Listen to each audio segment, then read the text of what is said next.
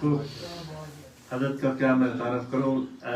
Sufa Foundation, first and foremost, everyone, if you aren't aware of it, should be aware of it. This individual, I would say, is an institution in himself. I don't have any further words other than that. I remember when Hazrat Allama Umar Hayat Qadhi Sahib first came to this country a few years ago now. It's still in my near memory, not my distant memory. And alhamdulillah, we heard that there was this new alim, mashallah, from Pakistan, is now settled in Huddersfield. And the greatest thing, and I hope that this isn't overpraising him, but the greatest thing that this wonderful alim, this scholar, has managed to achieve is the connection with the next generation and the current generation and the previous generations. That is something that only Allama Umar Hayat Qadhi Sahib has managed to do. It gives me great honor and privilege and pleasure. When I saw him today, I thought, this is subhanAllah, what a beautiful occasion. Normally we have an Amil Sahib and Aqeel Sahib, but today Allama Muhammad Umar Hayat Qadhi Sahib. Without further ado, I'd like you to welcome our honorable guest, Hazrat Allama Umar Hayat Qadhi Sahib. Nare Takbir, Nare Risalat, Nare Hadri, Ulama Ahl Sunnat.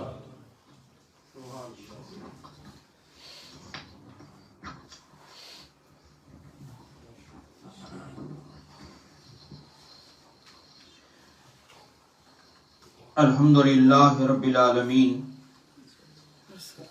wassalatu wassalamu ala ashrafil anbiya wal mursaleen. Amma ba'd, fa'udhu billahi minash shaitanir rajim. Bismillahir rahmanir rahim. Alladhina ataynahumul kitaba yatlunahu haqqa tilawatihi ulaika yu'minuna bihi wa man yakfur bihi fa ulaika humul khasirun. Subhanallah. Sadaqallahul Azim.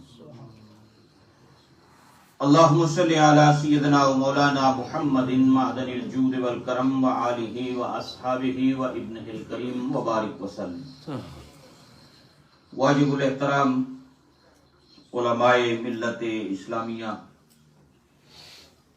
اور ہمارے اہل سنت کے بزرگ عالم دین اور بڑی محبت شفقت فرمانے والی شخصیت حضرت علامہ قاری محمد اسماعیل مصباحی صاحب دامت برکاتہم العالیہ، اللہ تعالیٰ ان کے علم و فضل میں برکتیں عطا فرمائے. اور جتنے علماء کرام روچڈل کے یہاں تشریف فرما ہیں، میں ان سب کا خادم ہوں اور اس زمین پر ایک کثرت کے ساتھ آنا جانا یہاں رہتا ہے، اور آپ تمام احباب واقف بھی ہیں، جانتے بھی ہیں، اور آپ سے ملاقات کا شرف بھی حاصل ہوتا رہتا ہے. مبارکباد ہے ہماری روچڈل کی جو میلاد کمیٹی ہے. الحمدللہ انہوں نے چاہے ربیع الاول شریف کا مہینہ ہو یا محرم الحرام شریف ہو، پورے 10 دن اور 12 دن یہاں رسول کائنات صلی اللہ علیہ وسلم کے ذکر سے بھی علاقہ گونجتا ہے اور اہل بیت کے ذکر سے بھی یہ علاقہ گونجتا ہے. حضرات، اس وقت جن حالات سے ہم گزر رہے ہیں بڑے نازک حالات ہیں، اور سوشل میڈیا پر اس وقت جو طوفان بدتمیزی ہے وہ ہم سب اسے جانتے ہیں، جو کچھ ہو رہا ہے. اور ان محافل کی اہمیت اس لیے بھی بہت زیادہ ہے کہ ہم ان محافل کے ذریعے اپنے عقائد اور اعمال کی اصلاح کا جو فریضہ ہے اسے سر انجام دیتے ہیں، اور اپنی نوجوان نسل کو اور عوام اہل سنت کو اپنے عقائد سے اور اپنے معمولات سے ہم آگاہ بھی کرتے ہیں، اور یہ ایک تربیت کا ایک خوبصورت ذریعہ ہوتا ہے یہ محافل. اور یہ الحمدللہ اس روچڈل کی سرزمین پر عرصہ دراز سے یہ سلسلہ جاری ہے. ہماری بدقسمتی ہے کہ اہل سنت کی محافل رسم بنتی جا رہی ہے. آج ہماری محافل مجالس رسم بن گئی ہیں، جو جیسے آتا ہے ویسے ہی اٹھ کے چلا جاتا ہے، اور ساری ساری رات کی محافل میں نہ تعلیم ہے، نہ تربیت ہے، نہ اصلاح ہے، اور لاکھوں پاؤنڈ ہمارے ان محافل پہ خرچ ہوتے ہیں. اور میں یہ باتیں اکثر آپ حضرات کو یاد دہانی کے طور پہ ساتھ یہ باتیں ہمیشہ عرض کرتا ہوں کہ اب اہل سنت کے لوگوں کو بیدار ہونے کا وقت ہے، ہمارے جاگنے کا وقت ہے۔ اس کی وجہ یہ کہ ہماری نوجوان نسل علم سے دور ہو رہی ہے، دین سے دور ہو رہی ہے، نبی پاک علیہ السلام کے طریق سے دور ہو رہی ہے۔ اگر آج ہم نے ان کے ایمان کی حفاظت کا نہ سوچا اور ان کے عقائد و اعمال کا نہ سوچا تو کل یہ نوجوان نسل کا مستقبل کیا ہوگا یہ میں اور آپ بخوبی جانتے ہیں۔ تو یہ محافل ذریعہ ہیں، اور ان محافل کو رسم نہیں بلکہ تعلیم و تربیت کا ذریعہ آج بنانے کی ضرورت ہے۔ اور الحمدللہ بہت حد تک جو ہماری یہ میلاد کمیٹی ہے، جو علماء ہیں، انہوں نے اس پر کنٹرول رکھا ہوا ہے اور یہ کوشش کرتے ہیں کہ ان محافل کے ذریعے ہم دین کا پیغام بھی پہنچائیں اور عقائد اور اعمال کی اصلاح کا جو اہم ترین اس وقت ہماری ذمہ داری ہے، ہم اس ذمہ داری سے بھی عہدہ برآمد۔ تو آج اور پھر یہ 10 دن آپ حضرات علماء سے مختلف عنوانات پر گفتگو جو ہے وہ سماعت کرتے رہیں گے۔ میں ایک بات تو یہ آپ حضرات کی خدمت میں عرض کرنا چاہتا ہوں کہ الحمدللہ ہم اہل سنت ہیں، ہم رسول اللہ صلی اللہ علیہ وسلم کے اصحاب کی محبت کو بھی اپنا ایمان سمجھتے ہیں، ہم رسول اللہ کی اہل بیت کی محبت کو بھی اپنا ہمارے یہاں تفریق نہیں ہے۔ آج ڈویژن پیدا ہو رہی ہے اور ڈویژن پیدا کی جا رہی ہے۔ یہ جو ہمارے نوجوان حضرات یہاں پر تشریف فرما ہیں، جو صحابہ کرام اور اہل بیت کے حوالے سے اس وقت طوفان بدتمیزی ہے، اس پر ہمیں نظر رکھنے کی ضرورت ہے۔ آپ یقین فرمائیں کہ پچھلے دنوں ایک نوجوان مجھے بریڈ فورڈ کی سرزمین پر ملا اور اس نے مجھے کہا کہ کبھی علماء کی مجلس کے اندر گفتگو ہو تو آپ ان سے یہ گزارش کریں کہ یہ صحابہ اور اہل بیت کے حوالے سے جو لڑائی آج سوشل میڈیا پہ آپ لڑ رہے ہیں نا، برطانیہ کی دھرتی پہ بسنے والا نوجوان تشکیک کا شکار ہو کر پوچھتا ہے کہ یہ صحابہ کے مابین ہونے والی جنگوں کے اندر کہ اچھا یہ لڑائیاں ان کے درمیان میں بھی ہوتی رہی، اس کا جو بہت بڑا نقصان آج ہو رہا ہے کہ نوجوان نسل کے دلوں کے اندر تشکیک پیدا ہو رہی ہے، شکوک و شبہات اور وسوسے جنم لے رہے ہیں۔ صحابہ کے مابین ہونے والے معاملات پر ہمارے بزرگوں اور اسلاف نے ہمیں زبانیں بند رکھنے کا حکم دیا۔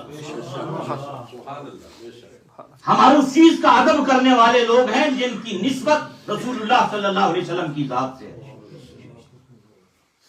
ہم ہر اس شخص کا ادب اور احترام کرنے والے ہیں جنہوں نے اس نگاہوں سے مصطفیٰ کریم علیہ السلام کی زیارت کا شرف حاصل کیا، جنہیں رسول اللہ کی صحابیت کا شرف حاصل کیا۔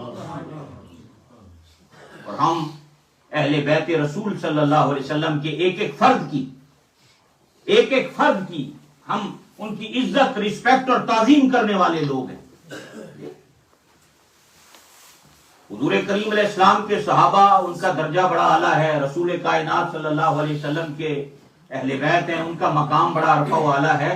ہم تو اس مٹی کا بھی احترام کرنے والے ہیں جس مٹی نے رسول کریم علیہ السلام کے قدموں کو چوما ہے۔ ہم تو ان پتھروں، گلیوں کا بھی، درختوں کا بھی ادب احترام کرنے والے لوگ۔ سبحان اللہ۔ تو ایک بات اپنی نوجوان نسل کے ذہنوں میں آج یہ بٹھانے کی ضرورت ہے کہ ہم نبی پاک علیہ السلام کی نسبت رکھنے والی ہر شے کا ادب و احترام کرتے ہیں۔ وہ کائنات کے خوش قسمت ترین افراد ہیں جنہیں رسول اللہ صلی اللہ علیہ وسلم کی صحابیت کے لیے اللہ نے چن لیا ہے، جنہیں مصطفیٰ کریم علیہ السلام کی صحابیت کا شرف حاصل ہوا۔ ہم کسی بھی، نہ ہم خارجی ہیں، نہ ہم رافضی ہیں، ہم اہل سنت ہیں۔ نہ ہم خارجی، نہ ہم رافضی، ہم اہل سنت ہیں۔ صحابہ کی محبت بھی ایمان ہے اور رسول کریم علیہ السلام کے گھرانے کی محبت بھی ہمارا ایمان ہے۔ نعرہ تکبیر، نعرہ رسالت، نعرہ حیدری۔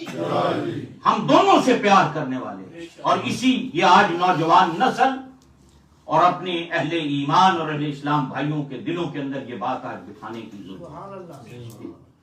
کیونکہ آج جو لوگ یہ سوشل میڈیا دیکھتے ہیں ان کو اس چیز کا، انہیں اس بات سے آگاہی ہے کہ کیا کچھ ہو رہا ہے اور کیا کچھ ہوتا رہتا ہے اور کیا صبح سے شام تک۔ جو جو اتھینٹک اہل سنت کے علماء ہیں، صرف ہمیں انہی کے بیانات کو سننا چاہیے. کہ جب سے یہ گوگل مفتی آیا ہے نا، فیس بک مفتی، اس وقت سے تباہی پھر گئی. اور یقین جانیے کہ اس سوشل میڈیا سے سب سے زیادہ اگر نقصان ہوا ہے تو ہمارا اہل سنت کا ہوا ہے. ہمارا نقصان، ہماری ہر لڑائی سوشل میڈیا پر ہے. ہم صبح سے شام تک سوشل میڈیا پر بیٹھ کر ایک دوسرے کے گریبانوں میں ہاتھ ڈال رہے ہیں. ہم صبح سے شام تک بیٹھ کر ایک دوسرے کی پگڑیاں اچھال رہے ہیں، ایک دوسرے کی عزتوں پہ حملے کر رہے ہیں. اور جنہیں وضو اور غسل کے فرائض کا نہیں پتا، وہ رسول کریم صلی اللہ علیہ وسلم کے اصحاب اور اہل بیت کی عظمتوں کو ترازو میں بیٹھ کے تول رہے ہیں. حضرات، یہ ایک بزرگ تھے، انہوں نے بڑی خوبصورت ایک دن بات کہی. انہوں نے کہا کہ یہ جو صحابہ اور اہل بیت ہیں، اللہ نے یہ ہمیں عطا کیے تھے کہ ان کو دیکھ کر تم نے اپنی اصلاح کرنی. یہ میرے صحابہ ستاروں کی مانند ہیں، جس کی پیروی کرو گے نجات پا جاؤ گے. میری اہل بیت کشتی نوح کی طرح ہے، جس سوار ہو جاؤ گے نجات پا جاؤ گے. ان کہا کہ اللہ نے یہ شخصیات دونوں عطا کی تھیں کہ ان کو دیکھ کر اپنی اصلاح کرنا. ہم نے اپنی اصلاح کی بجائے اب ان کی اصلاح کرنی شروع کر دی. جو حالات اب پیدا ہو رہے ہیں، جو ہم دیکھ رہے ہیں، تماشا لگا ہوا ہے. اس لیے حضرات، نبی پاک علیہ السلام کی ذات سے جن کی نسبت ہے، وہ اصحاب ہیں، وہ آل ہیں، وہ امت کے صلحاء ہیں، وہ اولیاء ہیں، وہ صالحین ہیں، وہ تابعین ہیں، وہ تبع تابعین. ہم الحمدللہ سب سے محبت کرنے والے ہیں، سب کا ادب کرنے والے ہیں، سب کا احترام کرنے والے ہیں. حضور سید عالم صلی اللہ علیہ وسلم نے اپنی امت کو یہ بات فرما دی تھی، انی تارک فیکم الثقلین. لوگوں، دو بھاری قیمتی چیزیں تم میں چھوڑ کر جا رہا ہوں، مضبوطی سے تھام کر رکھنا، کبھی گمراہ نہیں ہوگی. میرے بعد کبھی گمراہی تمہارا مقدم. دو چیزیں قیمتی، نفیس، عظمت والی دو چیزیں تم میں بھاری چھوڑ کے جا رہا ہوں، مضبوطی سے پکڑ کر رکھنا، کبھی گمراہ نہیں ہوگی. پوچھا کون سی؟ فرمایا کتاب اللہ وعطرتی اہل بیتی. ایک اللہ کی کتاب ہے، دوسرا میرا گھرانہ ہے، میری اہل بیت ہے. ان کو مضبوطی سے پکڑ کے رکھیں. اللہ اکبر. اور ابھی چونکہ آج کی اس کانفرنس کا جو عنوان ہے وہ حرمت قرآن، اور ابھی بڑی خوبصورت اصلاحی گفتگو حضرت مولانا سے آپ نے سماعت کی ہے. انہوں نے مختلف پہلوؤں کی جانب آپ کو متوجہ کیا ہے. یہ ہماری بدقسمتی کہ اس کتاب کے ساتھ ہمارا رشتہ جو کتاب ہدایت والا ہے وہ آج کمزور ہو گیا. اللہ رب العزت نے یہ کتاب ہدایت کے طور پہ ہمیں عطا فرمائی تھی. یہ مردوں کے لیے نہیں، یہ زندوں کے لیے تھی. ہم نے صرف موت کے وقت اور سکرات کے وقت اس کو پڑھنے کو معمول بنا لیا. رب کریم نے اس کتاب کو اس لیے عطا کیا تھا کہ یہ تمہیں زندگی بھر، زندگی کے آخری سانس تک تمہیں یہ گائیڈ لائن عطا کرے گی، ہدایت عطا کرے گی. ہدی للمتقین، یہ تو ہدایت کا سرچشمہ ہے متقین کے لیے. آپ دیکھیں عرب کے معاشرے میں کون سی برائی تھی. ابھی آپ نے سنا کہ اسی قرآن کی چند آیتیں سن کر حضرت عمر جیسے بندے کی زندگی بدل گئی، اور پورا قرآن پڑھ کر ہماری زندگیوں پر اثر نہیں ہوتا، کیونکہ جو بطور کتاب ہدایت اس کے ساتھ ہمارا تعلق ہونا چاہیے تھا وہ آج نہیں ہے. اللہ رب العزت نے یہ کتاب عطا کی، اور پھر وہ عرب کا معاشرہ جس میں کون سی برائی موجود نہیں تھی، لیکن اسی کتاب کی ہدایت اور اس کے نور کی برکت سے وہ عرب کا معاشرہ محبوب خدا علیہ السلام نے تبدیل کر کے رکھ دیا. چند سالوں کے اندر کہاں سے کہاں تک اسلام کا نور پہنچا، اسلام کا پیغام کہاں تک پہنچا. شرک و بدعت کی وہ ساری چیزیں اس معاشرے سے ختم ہوئی اسی قرآن کی بدولت.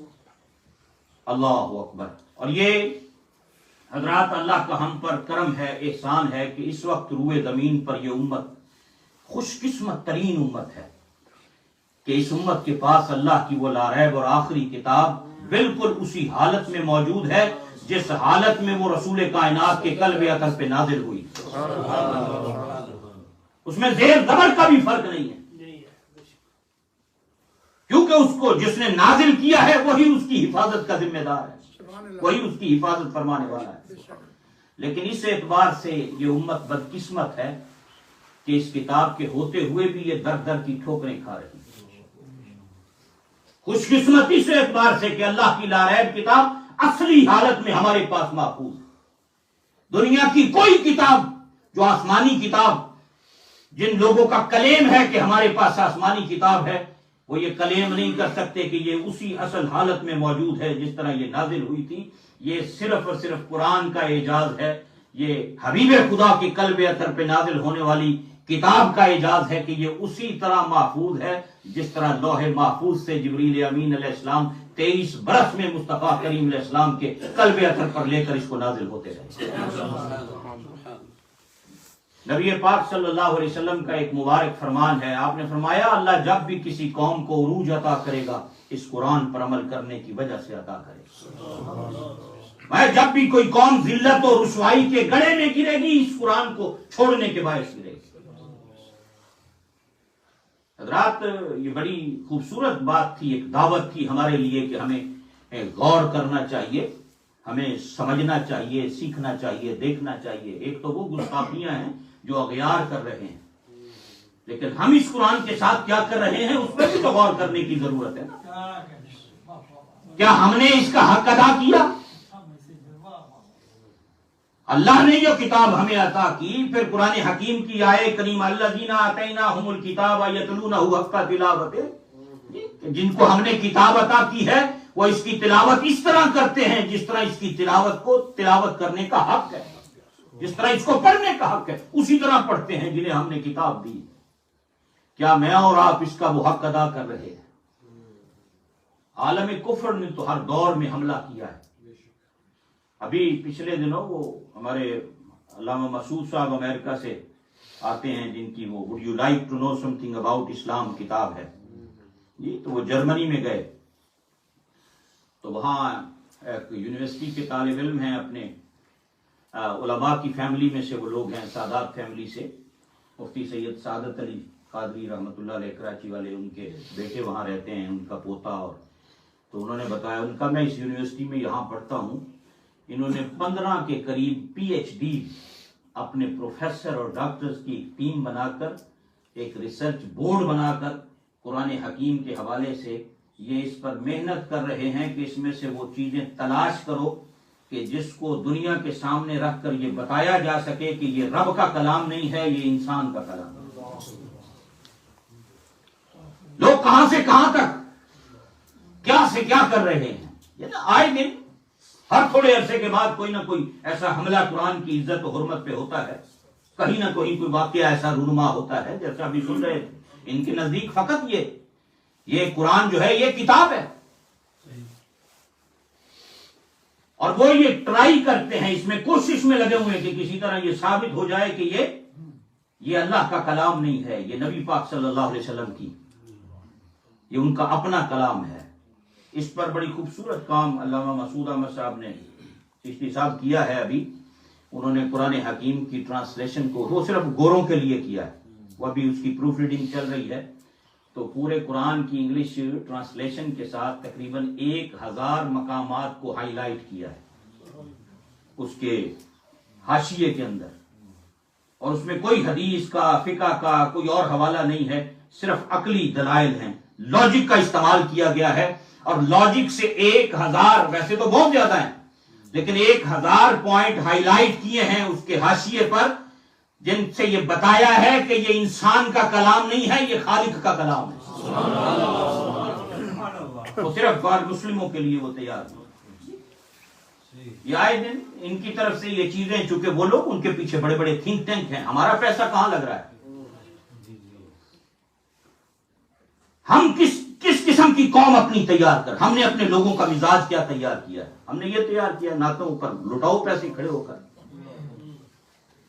مزار بنا دو کروڑوں کے، چادریں ڈالو خوب۔ ہم اپنے اسلاف کے راستے یہ بیٹھے علماء، ان سے پوچھئے امام اہل سنت اعلی حضرت فاضل بریلوی رحمۃ اللہ علیہ کے فتاوی کیا ہیں، فتاوی رضویہ کے اندر کسی نے پوچھا مزار پہ چادر ڈالنے کے بارے میں کیا حکم ہے؟ اعلیٰ حضرت نے فرمایا ایک چادر ڈالو، جب تک پھٹ نہ جائے، بوسیدہ نہ ہو جائے دوسری مت ڈالو، دوسری اگر ڈالنی ہے تو محلے کی کسی بیوہ کے سر پہ ڈالو، اللہ اس کا ثواب صاحب مزار کو عطا کرے۔ یہ قبریں پکی کرنا، یہ گلخانیوں کے اوپر دیگیں پکانی، دعوتیں کرنی، پوچھئے ان علماء سے، فتاوی رضویہ سے، اعلیٰ حضرت کے فتوے پڑھ کے سنائیں کہ امام اہل سنت نے کیا کرا۔ سبحان اللہ۔ جو اعلیٰ حضرت امام اہل سنت فاضل بریلوی رحمۃ اللہ علیہ نے جو چیزیں لکھی ہیں، آج ہم اہل سنت ان تمام چیزوں سے بالکل ہٹ کر ایک الگ راستے پہ چل رہے ہیں۔ ہماری توانائیاں کہاں لگ رہی ہیں، ہمارا پیسہ کہاں لگ رہا ہے، اور آج معذرت کے ساتھ ہماری قوم بچوں کی ایجوکیشن پہ پیسہ لگانے کے لیے تیار نہیں ہے۔ ہماری مساجد کے اندر بچے تعلیم کے اندر سب سے پیچھے نظر آتے ہیں۔ ہمارے پاس ایسے کوالیفائڈ ٹیچر مساجد کے اندر نہیں ہیں جو یہاں کے ماحول کے مطابق بچوں کو تعلیم و تربیت کا فریضہ سر انجام دے سکیں۔ یہ کڑوی باتیں ہیں، لیکن اب ان پر غور کرنے کا وقت ہے۔ ہم اسی خوشی میں ہیں، اسلام بڑی تیزی سے پھیل رہا ہے۔ یہ بیٹھے ہیں علامہ صاحب، ان سے پوچھئے کتنی بڑی تعداد نوجوان نسل کی دین چھوڑ کر بھی جا رہی ہے۔ ایکس مسلم کے نام سے جو ویب سائٹس ہیں، ذرا ان پر جا کر دیکھیں کہ کیا کچھ ہو رہا ہے۔ یہ قابل غور ہیں یہ چیزیں۔ ہمیں اپنی نوجوان نسل پر اپنی توانائیوں کو خرچ کرنا ہوگا، وسائل کو خرچ کرنا ہوگا، پیسے کو لگانا ہوگا، اگر ہم چاہتے ہیں کہ ہماری نوجوان نسل جو ہے وہ دین کے ساتھ وابستہ اور دین کے ساتھ ان کی اٹیچمنٹ رہے۔ اللہ اکبر۔ حضرات، یہ ہر دور کے اندر قرآن حکیم کے حوالے سے یہ سلسلہ جو ہے ایسا وہ چلتا رہتا ہے، اور یہ بھی ایک ٹیسٹ کرتے ہیں کہ کیا مسلمانوں کے اندر ابھی غیرت باقی ہے یا مردہ ہو گئی ہے قوم۔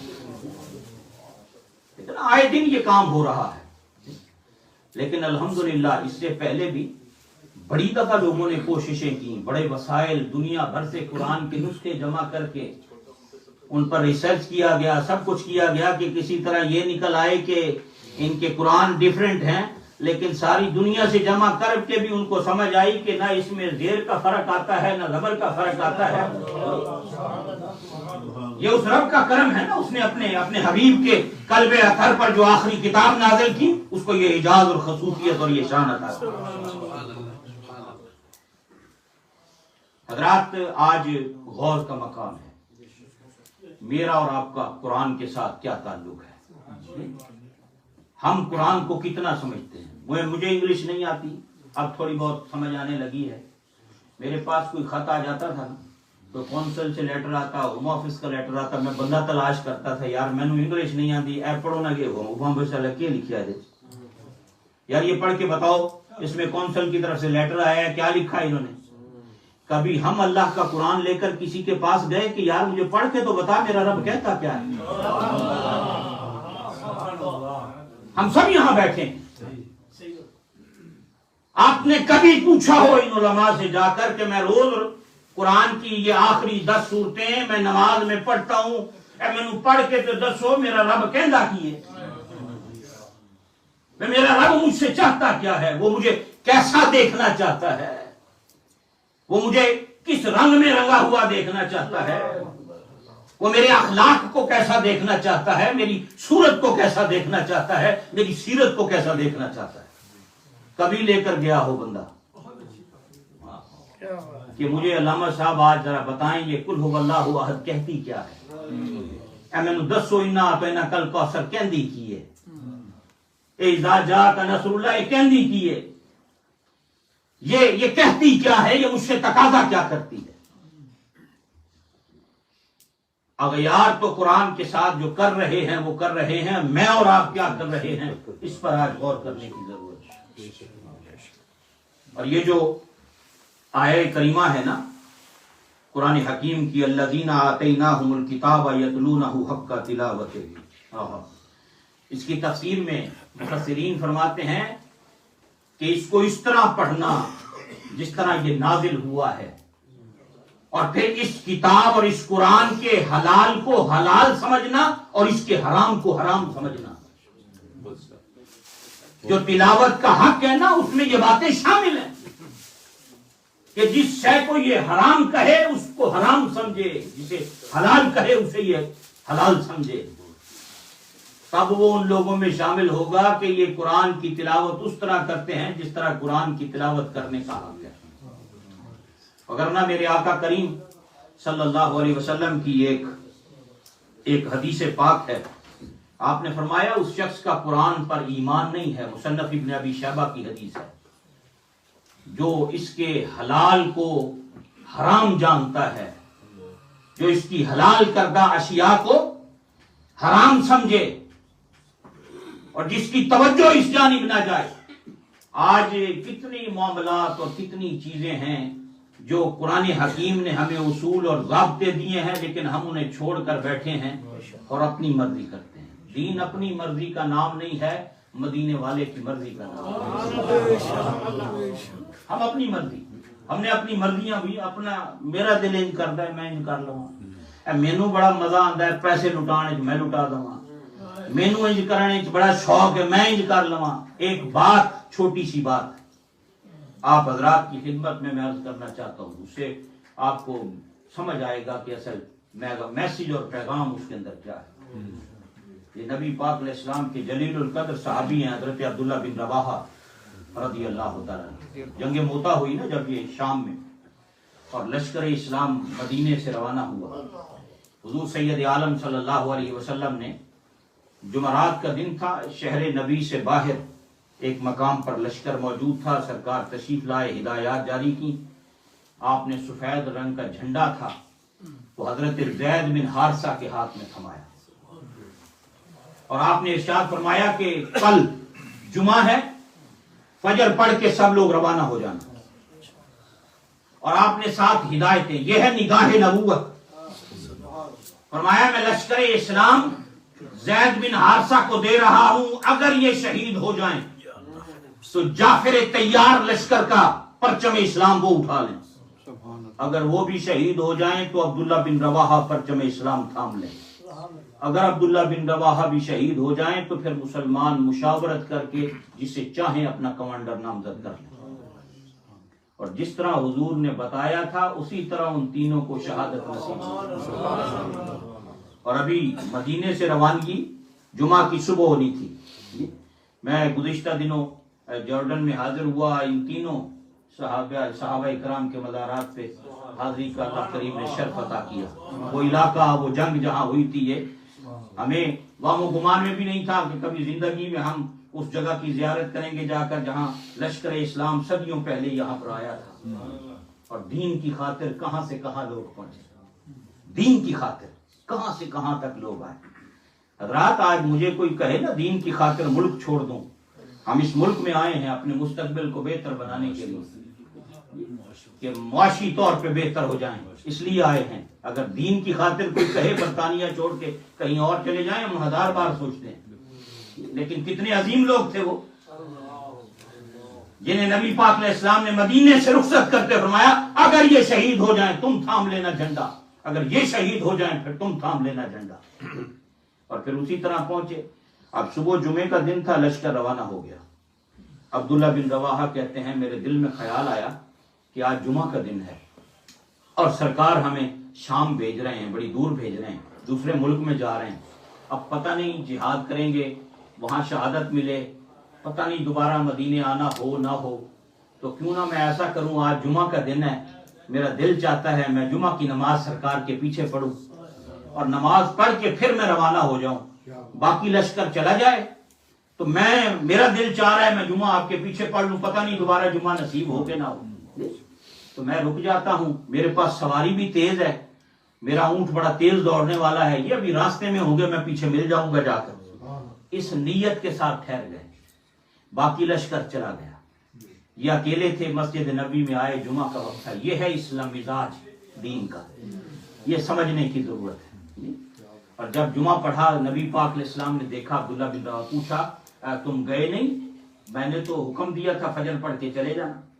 تو ان کا حضور میرا دل چاہتا تھا میں جمعہ آپ کے پیچھے پڑھوں اور پھر جاؤں، پتہ نہیں دوبارہ مجھے یہاں آنا نصیب ہو یا نہ ہو، تو میرے پاس سواری تیز ہے، میں مل جاؤں گا ان کے پاس۔ پتہ سرکار نے کیا فرمایا؟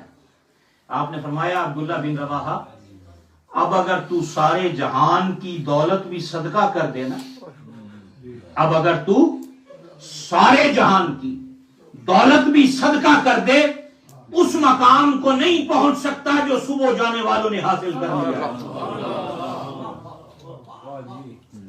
اب اس مقام پر تم نہیں آ سکتے جو صبح جانے والوں نے مرضی میری نہیں، مرضی محبوب کی دیکھنی ہے۔ ایک ہے میرا دل یہ چاہتا ہے میں ایسے کر لوں، نہیں، مومن وہ ہے جو قدم قدم پر یہ دیکھے کہ میرا محبوب کیا چاہتا ہے، اللہ کا محبوب مجھے کیا دیکھنا چاہتا ہے، وہ مجھ سے کیا تقاضا کرتا ہے۔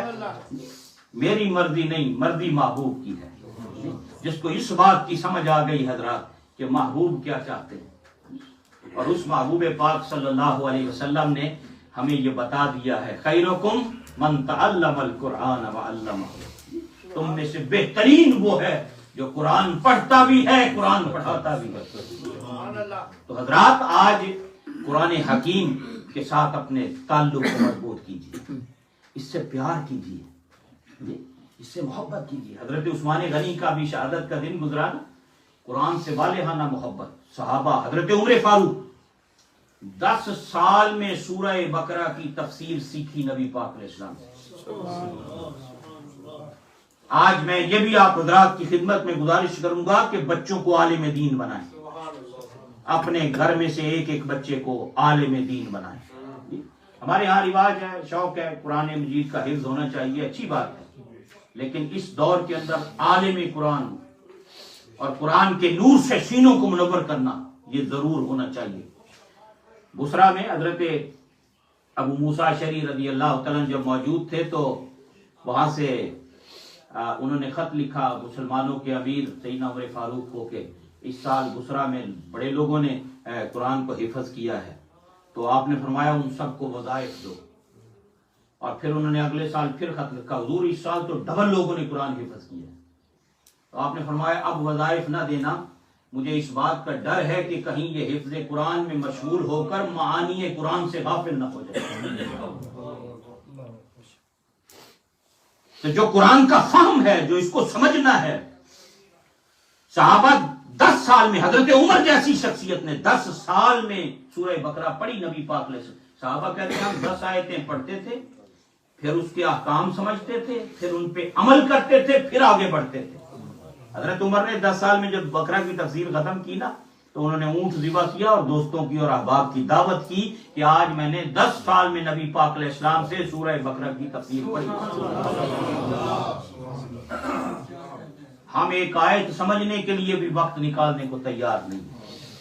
آج اس اجتماع میں آنے والے احباب، میری آپ سے گزارش ہوگی کہ یہاں سے جانے کے بعد کم از کم ہفتے میں 10 منٹ نکال کر علامہ صاحب سے آ کر کوئی ایک آیت کی تفسیر ضرور سیکھنی، علماء سے کسی نہ کسی قرآن کی ایک سورت کے بارے میں ضرور 2-4 باتیں پوچھنی، قرآن کی کسی ایک آیت کے بارے میں ضرور ان سے آ کر کوئی نہ کوئی چیز سیکھنی ہے، سمجھنا ہے، اور ان کے پاس بیٹھنا ہے، اپنے قرآن کو، نمازوں کو، کلموں کو، نماز جنازہ کو درست کرنا ہے۔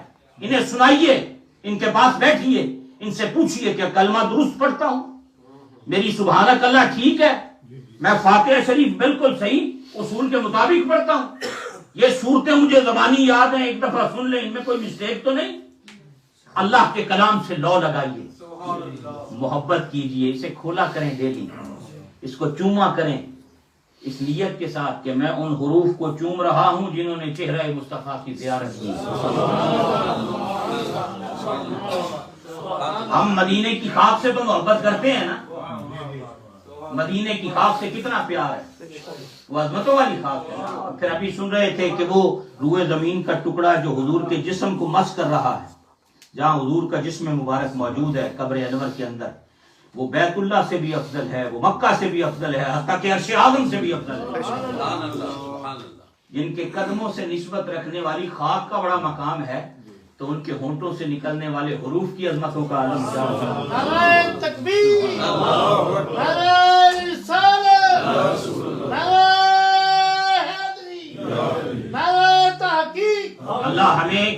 کا ذوق عطا کرے، قرآن کی محبت عطا کرے۔ آج کے بعد یہ میری ریکویسٹ ہوگی کہ آپ عادت بنائیں، ڈیلی گھر کے اندر، مسجد کے اندر، جہاں موقع ملے قرآن کھولنا ضرور ہے۔ جو بالکل نہیں پڑھتے کم از کم 2-4 صفحے پڑھنا شروع کریں، جو بالکل نہیں پڑھتا کم از کم 1 صفحے کی تلاوت ہی معمول بنائے کہ میں صبح گھر سے نکلنے سے پہلے بھی اسے کھول کر صفحہ پڑھوں گا، رات کو گھر آ کر بھی اس کے 1 صفحے کی تلاوت کروں گا۔ جب آپ پڑھیں گے نا، آپ کے بچے دیکھیں گے، بچیاں دیکھیں گی، خواتین دیکھیں گی، پھر اس کے اثرات ان پر بھی مرتب ہوں گے، اور یوں قرآن سے تعلق آہستہ آہستہ ہمارا مضبوط ہوتا چلا جائے گا۔ اللہ میری آپ سب کی حاضری کو قبول فرمائے، حضرت علامہ مصباحی صاحب کے علم و فضل میں برکتیں عطا فرمائے، اور مجھے آپ سب کو اللہ عمل کی توفیق عطا فرمائے۔